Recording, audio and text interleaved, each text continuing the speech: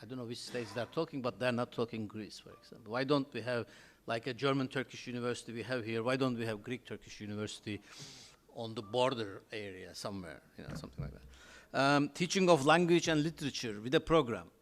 Now in Istanbul, the Greek consulate is teaching Greek language for free, but that's in Istanbul. How about in, Edirne, Kars, Diyarbakir? Nobody does that.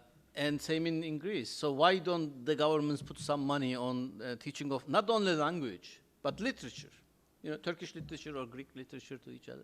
I mean, these are some things come to my mind just. Finally, I'm a great fan of institutions. I strongly believe institution building. If there is institution, it sustains itself by just being there. Even if people don't do anything anymore, these institutions will be there. The self-interest will be there, and it continues. That's why I'm worried this lack of institutions on the rapprochement issue.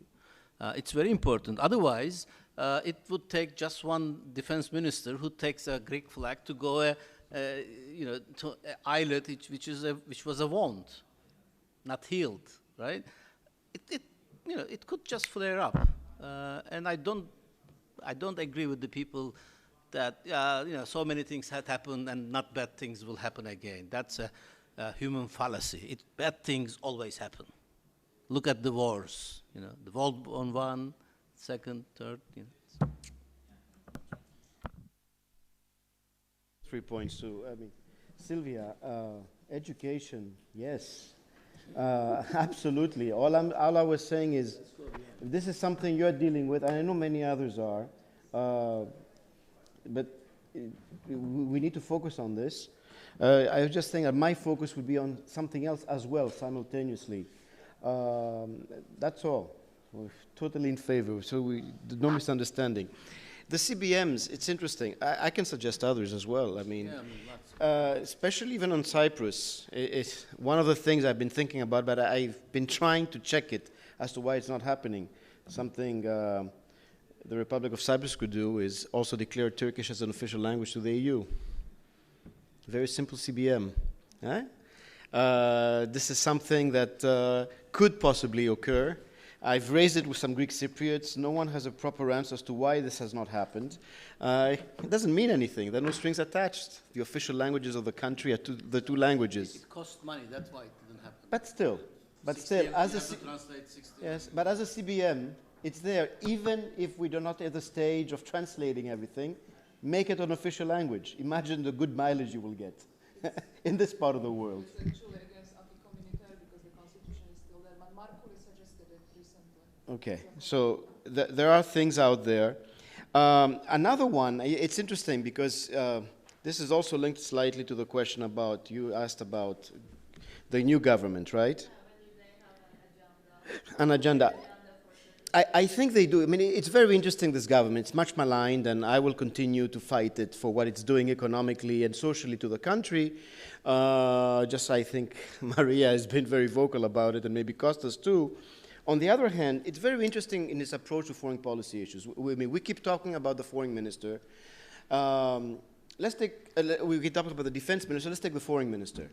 On one thing, I totally disagree with him, because I think he is part of that school that's trying to loosen the bonds of my country to the rest of Europe and the West. In that thing, I think he's wrong. On Greek-Turkish issues, and even Cyprus, he's a bit different in that sense. He comes from the Papandreou clan. He comes from George Papandreou, and what he's been doing in the ministry. He knows the issues. Even on Cyprus, he just mentioned a possible CBM, which was, he raised the issue. Let's get rid of the guarantor, Treaty of Guarantee. Maybe that's the problem. Or the forces, the military forces there, right? Of course, it's easier said than done, but he just said this. If we get rid of the troops, the Turkish troops and the Greek troops, that would be one way forward. It's interesting that this is a statement put out by the Greek official. On Greek-Turkish relations, I have a feeling that many people in his team are the same people, as I said, that have been working for, from what I can judge, and not that I have insight, that might have been working with George Papandreou in terms of leading forth the rapprochement process. From the beginning, there's been a tug of war between Syriza and independent Greeks as to who controls foreign policy. So we always talk about Kamenos and what he's done, but I think the Prime Ministry has been very clear, foreign policy is their purview. Don't try to do stupid things, even though the defense minister is tempted to do this. And obviously, Kodias is the Prime Minister's man, right? So in that sense, they've been very clear, A, about keeping the exploratory Turks. We deride them, but the talks are continuing. And I think more than anything, what this government is trying to do, given the context of where Greece is, give some normalcy back to the relationship. I mean, and I think that's why he's coming here. So let's keep the process going. They understand the benefits of tourism, of everything else. Not much change, but just a statement that, by the way, guys, we want to continue what we have been doing, even if it's not much. And so in that sense, it's not, right? I don't know, Kostas, if you agree, but in that sense, I do not see this government that's fundamentally changed its foreign policy vis-à-vis Turkey. And so this is where it stands. Last thing, I mean, your comments. I have a friend here, and I go out with him often, and he always tells me, he always says, Turkish friend, he says, I blame you Greeks. I say, why? I blame you Greeks for the state of my country.